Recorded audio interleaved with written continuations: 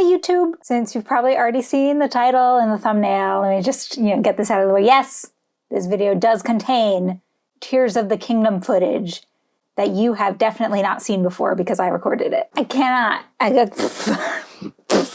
Nintendo invited me, little old me, out to play Tears of the Kingdom. I played over an hour of the game, and yeah, they did let me record some of it. But before I get into the gameplay, I do want to say a few little things that will be like completely spoiler-free. If you're not looking to learn anything new about the game until it releases, I know there's people like that out there, then this portion of the video is totally safe, I promise. I just want to say, now that I've gotten my hands on the game, between that and especially the most recent trailer that's come out, the last trailer, the saxophone trailer, between all of that, I feel 100% confident that this game is going to be massive, like huge, not only in size, but in how much you're able to do within the game. And that's kind of hard to even perceive knowing how big Breath of the Wild is. Frankly, I don't really want to overhype it or even blow my own expectations out of the water and just end up like with disappointment. But I can't understate, or is it overstate? And now I don't know which word what's the right word there? I think it's overstate. I can't overstate how excited I am for Tears of the Kingdom. This game, I think, is going to be life-changing. Right after I said that I didn't want to overhype anything. And I know after how huge Breath of the Wild was for Zelda fans, that there are so many other people feeling the same way. And I am so excited to get my hands on the full game and so excited for everybody else to play it. But I digress. Let me tell you about my time experiencing this little preview event. FYI, there might be some very minor like items that you haven't seen before in the gameplay footage I have here. Maybe some, again, minor mechanics that you haven't seen before, but there's absolutely zero, nada story-related things in the footage that I have. We didn't go over anything story-related. If it's related to the story, cutscenes, anything like that, we are all equally in the dark, so don't worry about that. And frankly, I prefer it that way because I want to be able to experience that, on my own and at the same time that everyone else does, and that would have been weird to get kind of pieced together during a preview event. So without further ado, if you don't want to see this footage, now's the time to click away, but thank you for watching. I give you Tears of the Kingdom. All right, the first thing I want to show is that it seems just as evident as ever that the game's really going to have many solutions to every puzzle and task and fight, etc. If you're not interested in close-up combat, there's a ton of solutions to help you fight like more creatively. And if you don't want to fight at all, there's also a ton of solutions that you can use to go to round fights. And in fact, I'd say that's where it gets fun because there are so many different ways to evade and to creatively find ways to get to new areas that didn't exist before in Breath of the Wild, or at least that are a lot easier than they were in Breath of the Wild.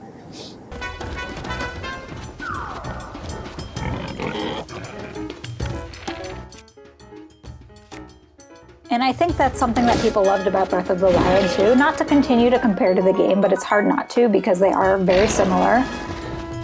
People loved that you could kind of come up with your own solutions and come up with your own little hacks to do kinds of crazy things in the game. And for every task that gave you like 10 possible solutions in Breath of the Wild, Tears of the Kingdom is giving you like 100 plus. I'm making those numbers up, but that's what it feels like. And by the way, let me be quiet for a second so you can hear something that I was really excited about.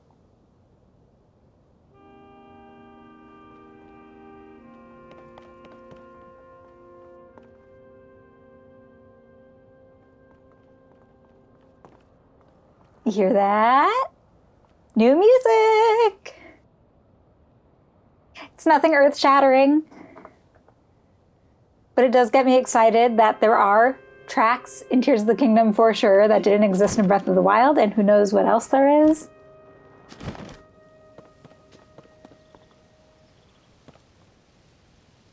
Okay, now let's talk Ultra Hand. One thing I want to make super clear is that Ultra Hand is for a lot more than just crafting. You can also use it to move objects around for like any reason, really. Think of it like Magnesis in Breath of the Wild, except a lot more versatile because you can use it on more than metal, obviously.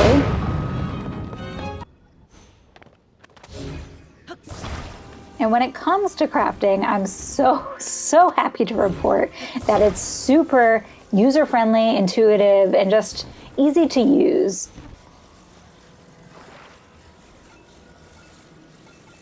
It feels super comfortable, and I will say, if you've been replaying or playing Breath of the Wild recently, the controls are going to feel incredibly familiar. They are pretty much the same.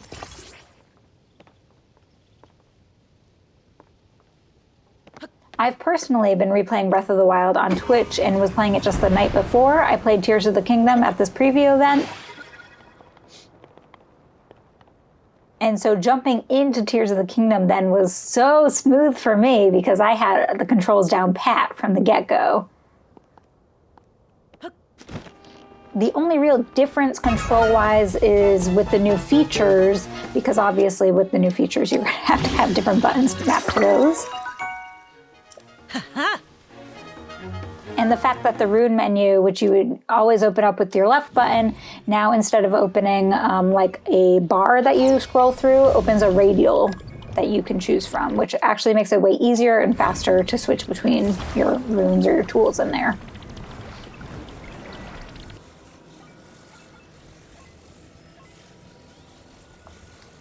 Also, on the note of crafting, you will be getting comfortable with something called zonai devices.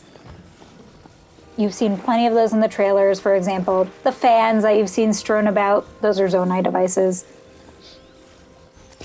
In the preview that I did, I don't know if it's like this across the entire world, but in the preview I did, there were plenty of zonai devices scattered around the area on the land. Which was nice because they kind of serve for hints of like, if they gave me, you know, lots of trees for wood and logs and also a couple fans, there's probably something I can do with those things here. But also, I'm going to be completely frank, I don't know if this was something that was kind of shown before or not, but I was surprised to learn about this. Link is able to obtain one-time use zonai devices that are basically contained in capsules. And they literally can come from a giant gacha machine, which is just the cutest thing I've ever seen. But to be clear, it's not like a lottery system. It's like you put parts in and you get zonai devices out. Kind of like cooking, except not food. But gameplay-wise, I think this is massive because it means you're not limited to the devices that you're finding around your area. Or if you want to break the game, you're not dragging a device from one land across the world to another place. You can literally bring zonai devices wherever you want to bring them, as long as you can find them in a capsule. My boy Link, he does what he wants, where he wants. Similar to Breath of the Wild, but from what I've experienced so far, I would say more prevalent than in Breath of the Wild. There are absolutely world puzzles that you're more or less expected to solve if you want to find little treasures here and there.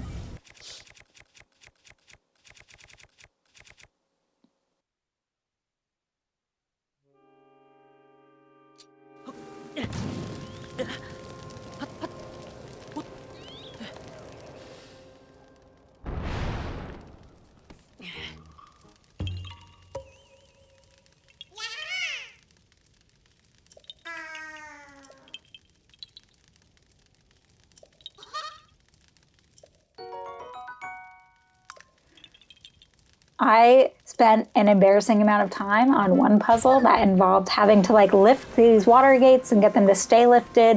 What I ended up doing to solve the puzzle, and from my understanding there are many solutions to this, but I attached a log to the lifted gate, and since the log floated, that allowed the gate to stay lifted. Who knew? And like from that, I got a bunch of fish. I got a magic rod that I put a ruby in, and then it turned into a meteor rod. And then I rained fire over all of Hyrule.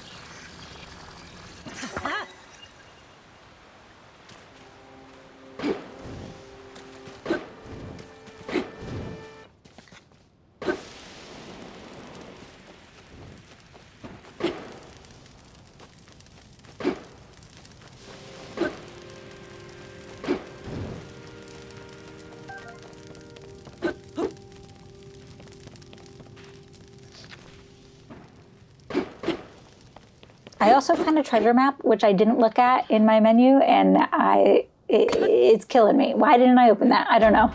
Oh well.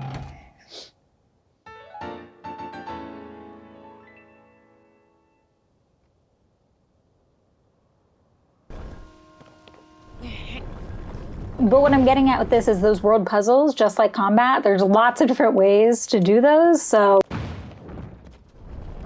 the world is your oyster, people.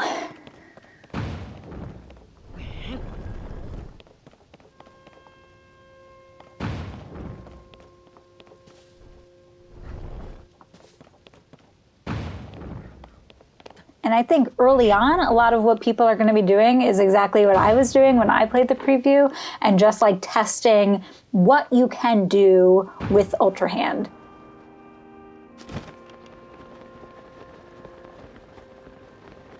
And I think the answer to that, the simple answer to that, is you can do way more than you would expect.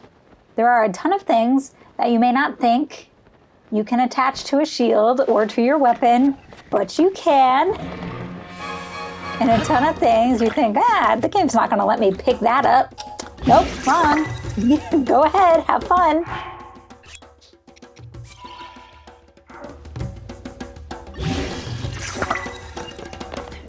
I'm so excited to see what people do with this. I'm gonna have a ball watching people streaming this game. I do have to wrap this up because I am somewhat limited, of course, in how much I can show you. Which, frankly, I am glad, because I don't really want to be spoiling the game for anybody, and I don't want anybody to be anything but excited at this point, like I am. Tears of the Kingdom comes out May 12th, which is just a few weeks away. Woo!